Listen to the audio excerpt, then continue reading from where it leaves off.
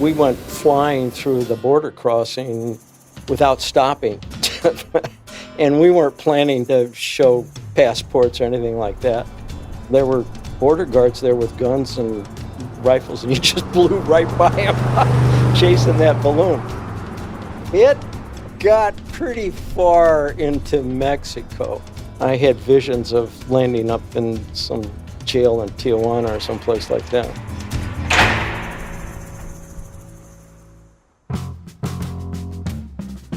That adventure was known as the Great American Sail. That's sail, S-A-I-L, as in sailing through the sky in a hot air balloon. It's regarded as one of Ford's best and worst public relations stunts of all time. I was responsible for it, both good and bad. It was 1977, and Larry Weiss was the guy behind it.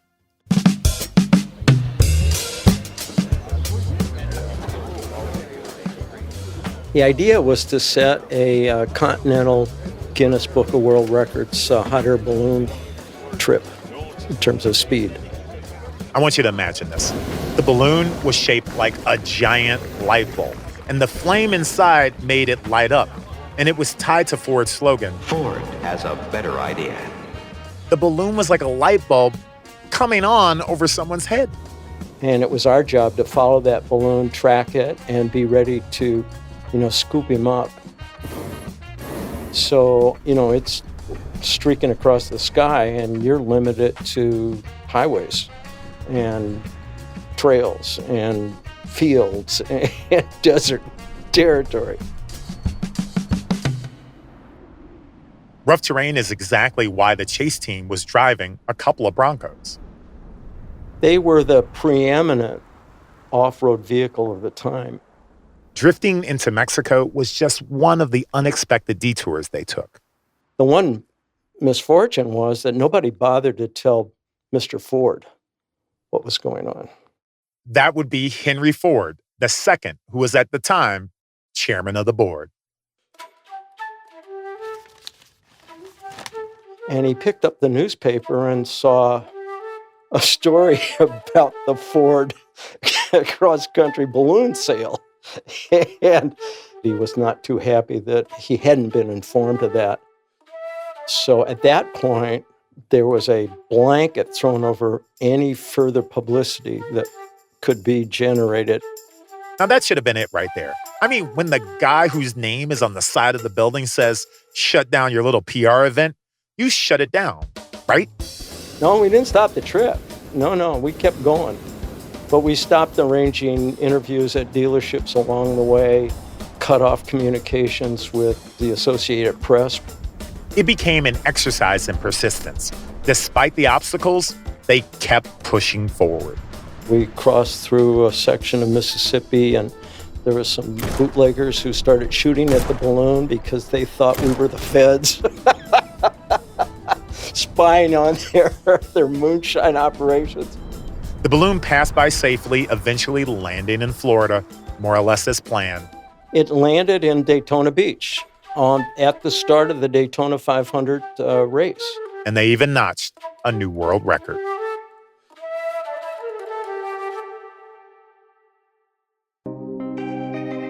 That trip was a metaphor for the life of the Bronco in the 1970s. The little truck that was always fighting a headwind kept pushing forward.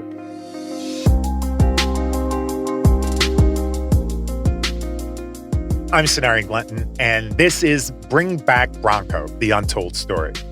Now, I was a kid in the late 70s, and at the time, roller skating was a very big thing.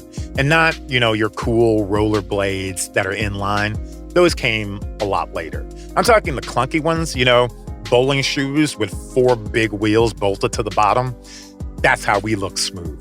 But what I remember most about going roller skating isn't exactly the roller rinks. It was getting there in the first place. You see, the folks across the street, Joan and David Smith, they were my mom's best friends. And basically, they were my unofficial aunt and uncle. They would drive me and their own kids every Saturday after lunch. I remember those drives because they were in David's Bronco. And it was a giant one. It was dark green, not forest green, and not really olive green. I found out while making this podcast that it was actually called estate green. Now, we would all pile in the back, laughing and goofing around. But then there was this one spot on Lakeshore Drive where we'd all kind of get quiet. David would speed up just a little bit as we were going down the hill. And then at the bottom, there was a little dip and a bump. And sitting in the back seat, or the way back, we would all be airborne, like 6 kids lifted in the air. We were like astronauts in a zero-G flight. It was amazing. That moment is what I like to think about when I hear the name Bronco. But unfortunately, not every bump in the road is that much fun. This is Chapter 2, Cracks in the Pavement. It's the call of the wild. Ford Bronco. With a heritage of proven dependability, A do-anything workhorse. It's a brand new kick. perfect for those off-road ups and downs. V6 power no competitor can touch. You're ahead in a Ford Bronco. I really, really like crime procedurals, so that's the way I'm tackling this podcast. Like a detective trying to solve a mystery. It's a murder case, well, kinda. You see, the victim is the Ford Bronco. It was removed from production in 1996. But why? Well, let's go back to the first sign of trouble, 1967.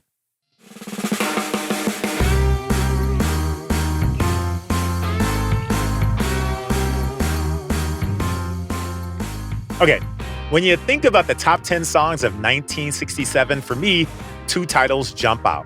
One by the Turtles and one by the Doors. You know, so Happy Together. Happy Together describes the way the world was. And Light My Fire, well, in Detroit, the match was about to be lit. So the car companies are still going like there's no tomorrow. They think roads wide open, sunshiny skies, we're going to take on the world. That's Bailey Sissoy Moore. She's my Detroit history expert. We have got huge economies. We've got tycoons of industry. We have got car brands being born, coming out, new nameplates, new dreams, new aspiring labels. But this time, the Bronco has been on the market for 18 months, and everything appears to be trending in the right direction. But that unstoppable optimism that Detroit's auto industry is basking in, that economic and social boom that the Bronco is surfing on, is about to get a punch right to the gut. So as this is sort of happening, we have the Vietnam War. We have conflict over uneven drafting numbers. African Americans traditionally drafted at a much higher percentage than white Americans. It was systemic racism for a very long time, keeping African Americans out of certain neighborhoods, keeping them out of certain suburban cities. It was pay differentials, African Americans being paid less than white Americans. You had this real sort of understanding that things weren't fair and no one was doing anything about it.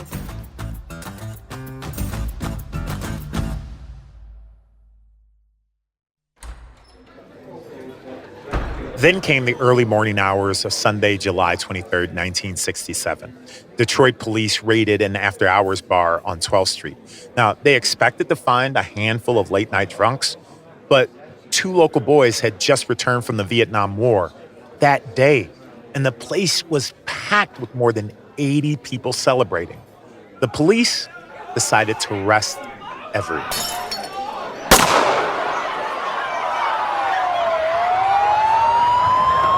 It started out as a fight between residents and police, but very quickly turned into a citywide riot.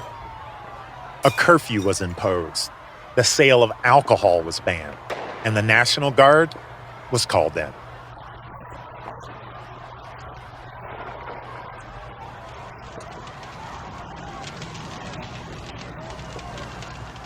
And on the 3rd day, the president ordered soldiers from a nearby military base. Now, many of them had just returned from fighting in the jungles of Vietnam. Now they're being told to patrol the streets of Detroit. We have the 82nd Airborne Division and the 101st Airborne Division on the east of Woodward Avenue. It lasted 5 days. When it was over, 2,000 buildings had been destroyed and 7,000 people were arrested. There were 1,100 injured and 43 dead.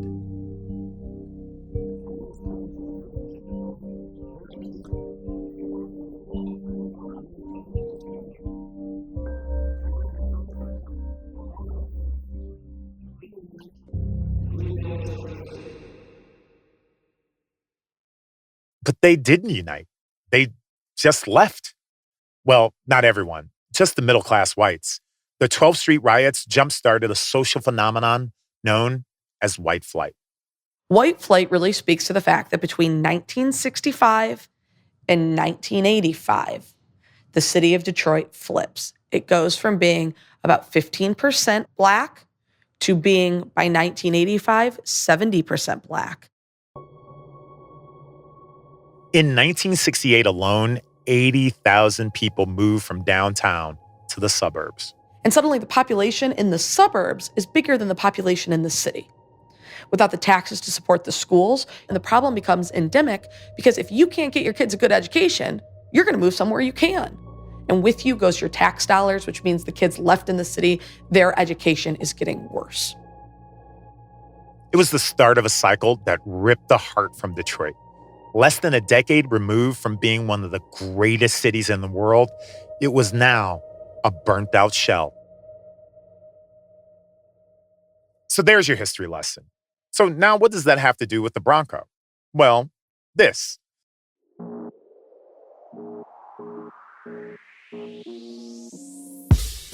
In some ways, 1967 was a long time ago, and in some ways, not very long at all. I live now in West Hollywood, and a couple of days ago, I was out for a walk, and just 2.5 blocks from my house, I saw a Bronco. It was Gen 1, 1967 model, actually. And it would have been built like all Broncos at the Michigan Assembly Plant in Wayne. That's about 25 minutes from where the 12th Street uprisings began. So the guys that built that car would have been right in the middle of that riot. But here's where the story takes a weird turn. It was such a good-looking, quintessential classic Bronco that I took a photo and posted it on my Instagram. And you know how Instagram works. I post a photo of a Bronco, and the next day I get suggestions to follow other people posting Bronco photos, including, and this was the highlight of my day, Broncos of Iceland. Now, I've seen Broncos in Malibu and Broncos in Michigan and Broncos in Mississippi. And heck, there's a lot of Broncos in East Tennessee, but Iceland? But there it was, 150 Broncos driving past frozen lakes and hot springs and volcanoes. So I posted a few comments, and the next thing you know, I'm on the phone with Oscar Samuelsson. Hey, I'm fine, thank you. So this is his story.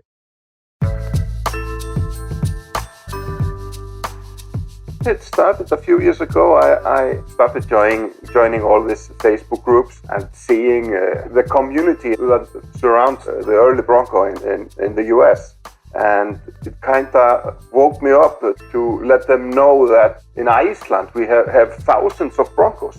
Ford actually has a very long history in Iceland. In 1926, a man named Svelton Adelson came to the country for a visit, fell in love, and stayed. Now, since Svelton was from Detroit, he did what came naturally. He sold cars. That was the first Ford dealership in Iceland. 40 years later, that dealership debuted Ford's newest product. They started selling Broncos as soon as they came off the product line. And in newspapers here in Iceland, 1965, we saw lots of ads for the Bronco. At the time, Iceland had barely 200,000 people, so it wasn't a prime target for international distribution plans. Until 1967. You see, when the Bronco was launched in 1966, they sold 23,000 of them. The next year, sales fell to just 14,000. That's a 40% drop. So Ford had a bunch of extra Broncos and needed something to do with them. Now, I can imagine a conversation between two Ford execs that goes like, hey, we've got a bunch of Ford Broncos we can't sell. What should we do with them? Gee, I don't know. How about we put them on a boat and ship them to Iceland? Okay, sure. Okay, maybe it didn't go exactly that way, but regardless, in the face of these lagging sales, they found a solution. Ship them to Iceland. And it wasn't just a one-year thing either. The dealership sold 5,000 to 8,000 Broncos during that time period, 66 to 77. And despite the harsh conditions, they persevered. I can drive here in Reykjavik. I can drive for 10 minutes and I can see 5, 6 Broncos. Okay, and here I am in Hollywood getting excited when I see one. The Iceland affair will tell you something about the way Ford viewed the Bronco. When sales were soft, they didn't discontinue the product. They went and found a new market. The same resilience or persistence that Larry Weiss showed with the hot air balloon stunt was being displayed by the people in charge of the brand. But if it wasn't a dip in sales that killed it, what was it?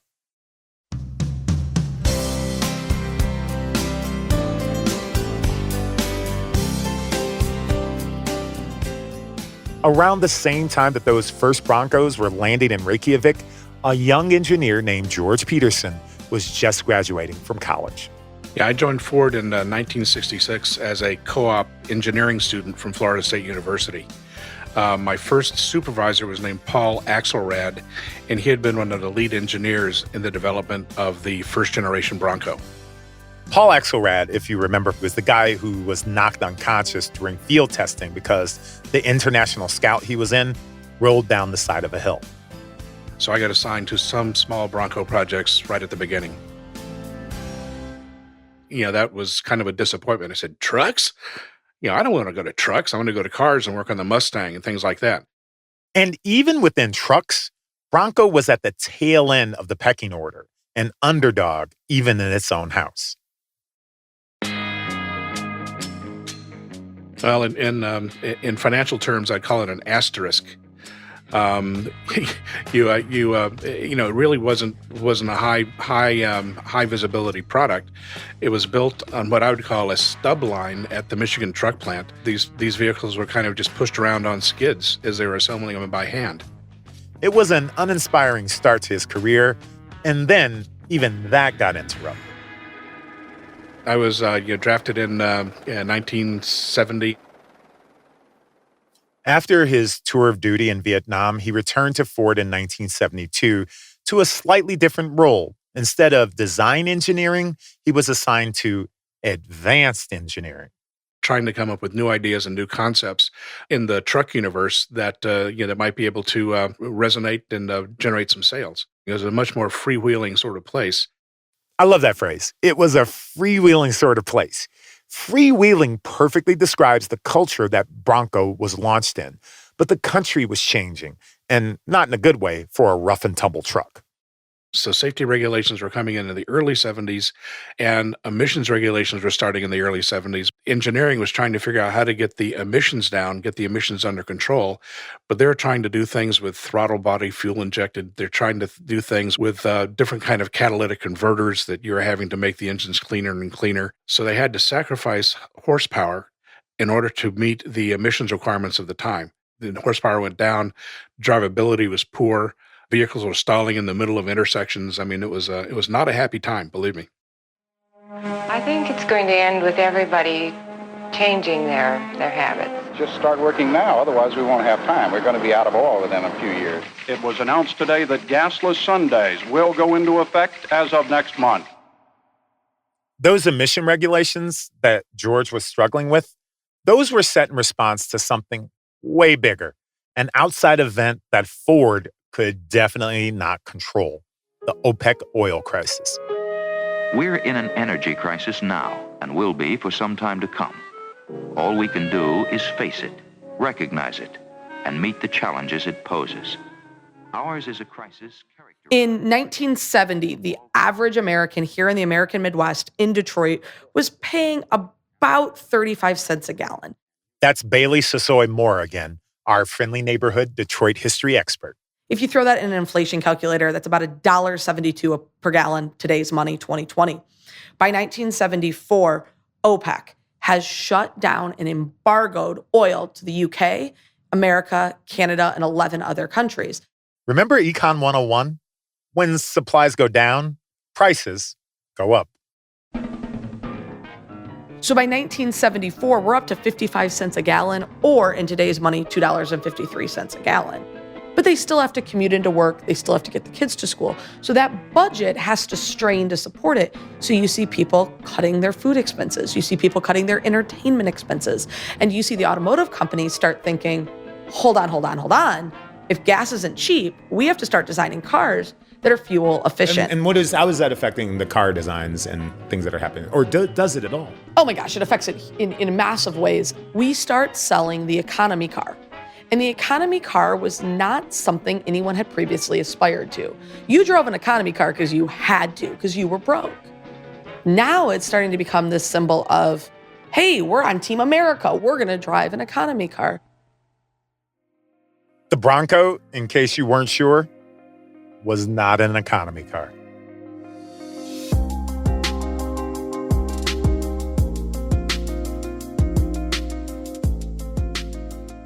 Here's a truism that my dad used to tell me as a kid. In business or in life, no matter how cool or awesome you are, there will always be someone waiting in the wings to take your lunch. Think about it. Coke, Pepsi, Budweiser, Miller, DC Comics, Marvel, the Beatles, the Rolling Stones. But you get the point. There's always going to be a new kid on the block, especially for global car makers. As if a gas crisis, riots in the street, new government regulations weren't enough, now the Bronco has a direct challenger.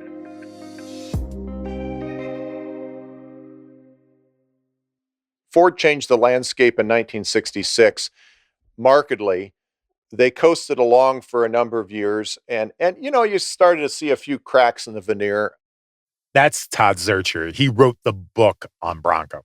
Vehicles were becoming a little nicer through the 60s, of course, a few more creature comforts. And after 4 or 5 years, people start saying, well, the steering's kind of vague and the brakes aren't that great. And it's got a lot of squeaks and rattles and it's noisy. And so, it was 4 or 5 years into its life cycle. And then in 1969, Chevy produces the Blazer. And the Blazer was based on their half-ton pickup line at the time, so it was a much bigger vehicle than the Bronco. By like 1971, 72, Ford most certainly saw the handwriting on the wall as to where this market was going, and the Blazer really started to take off in sales. To be specific, Blazer sales were double the Broncos in 1972. Now, consider the dilemma that puts Ford in that year. On the one hand, the oil crisis has people demanding more fuel-efficient vehicles. But then on the other hand, they're losing market share to a bigger, more powerful Blazer. That's when George Peterson got his marching orders. Ford basically came to him and said, in so many words, copy the Blazer. Ford was asking for a completely new truck to replace the Bronco. And what we're trying to do is find a way to quickly and cheaply convert a F-100 or F-150 at that time into a competitor to the Blazer. What we're trying to do is find the sweet spot. And so we did the short horn, the mid horn, the long horn, and a wide horn. It was a really wide, had to have running lights on it, gigantic thing. Now they built prototypes of all four. Of those, the short horn showed the most promise. The way we did the short horn was we actually bought a Blazer and chopped it up. We chopped a Blazer top in half and married that to the back of the front of F-Series cab. And then we also used a Blazer liftgate or tailgate for it that had the drop glass in it. So it was very much a kind of a half Blazer, half F-Series product. The designers and engineers went back and forth trying to get the short horn right. And one of the keys there was to do an independent front suspension, which was based on the twin I-beam front suspension that Ford had become known for on the F-Series pickup truck, having a independent front suspension. So how do you do an independent all-wheel drive or four-wheel drive front suspension? Now, you see, technical questions like that demanded constant redesigns. Tough to do when the outside factors are constantly changing. It's like flying a hot air balloon against the wind. gas crisis, recession, Jimmy Carter, all of those things really were working against anything with a large V8 engine or even a large 6-cylinder engine. And all this time, the original Bronco was still in production. Ford had originally planned when they came and said, make something like the Chevy Blazer, their intentions were to come out for 1974. But 1974 became 1975. Then 1975 became 1976. And in all of this dithering, they still didn't have a product ready for market. Well, there were a lot of factors at play in the world. We're still in Vietnam. 1974-75, there was a huge recession. Truck sales cratered. The market almost disappeared. And in the fall of 1976, the call came to George's office and said, shut it down. The Shorthorn project is dead. So without anything in the pipeline to replace it, Ford just kept making the old Broncos. The little SUV that could took some shots from the global economy, the federal government, and from Chevrolet, of course. But it just kept rolling, which brings me back to that first question. What killed the Bronco? Next on the list of suspects, complacency.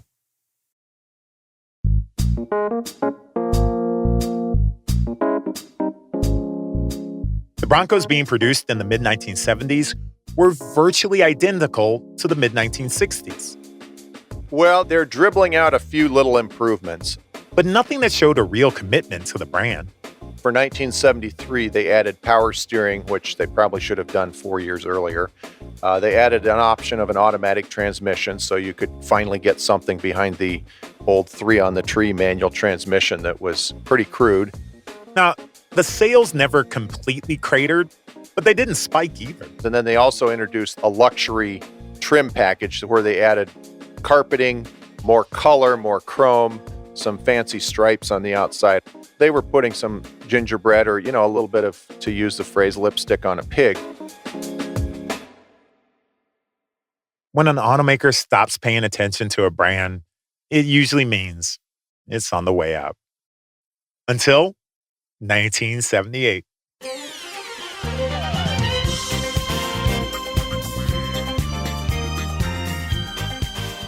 The half F-150, half Blazer that was codenamed Shorthorn never made it to the dealership lot. But it wasn't really a wasted exercise. Ford put everything they learned from it into the new Bronco. So in 1978, those Broncos were finally based on the Ford pickup series. So it basically looked like a Ford F-100 or a Ford F-150 with the back cut off and a fiberglass roof put on it. This was not a subtle change. This wasn't new lipstick and eyeshadow. This was full reconstructive surgery. The new Bronco was a completely different beast. It was a lot wider, it was a lot longer, it was taller, it was heavier. All the things that consumers were demanding. You got larger engines, so you had more power. It was wider, so you had more stability, better steering. It handled on the highway like a modern car. You could get to your destination and not be worn out because you've been driving for 3 hours in this noisy, boxy Bronco. It had air conditioning for the first time. You could get cruise control, a tilt steering wheel, much more comfortable seats. Of course, it was better insulated, so it was quieter. So it really drove like a modern vehicle for the first time. This modern vehicle attracted modern customers. They still promoted the outdoor lifestyle and so on, but it became much more of a suburban vehicle because it was so much more comfortable, and people were using it much more as daily drivers and may have been their primary vehicle for their family. That new group of customers, families, was way bigger than the off-road crowd. Production in 1977 was about 30,000 units, and in 1978 it jumped to 77,000 units, and then in 1979 it jumped to 109,000 units a year. We've all been here, right? When your favorite indie band that's always had a cult following suddenly changes their style and now they're a hit on the Billboard charts. 79 was the only year that the Bronco sold over 100,000 units, so that's huge. That's huge. And it was a home run for Ford.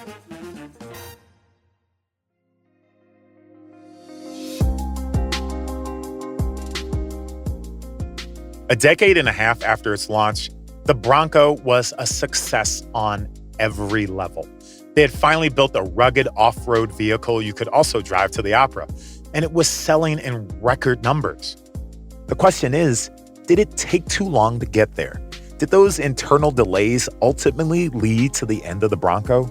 Or was it the events of June 17th, 1994? Lightning fast and bizarre developments tonight in the O.J. Simpson story. In Chapter 3, we'll investigate that infamous police chase, the one that forever changed the way people viewed the brand. The football hero believed to be a passenger in that Ford Bronco. We'll also dig for the truth behind the Bronco 2, a vehicle that was labeled ugly and dogged by safety allegations. That's next on Bring Back Bronco, the Untold Story. I'm Sonari Glinton. Now be sure to subscribe on Apple Podcasts, Spotify, Google Podcasts, or wherever you listen.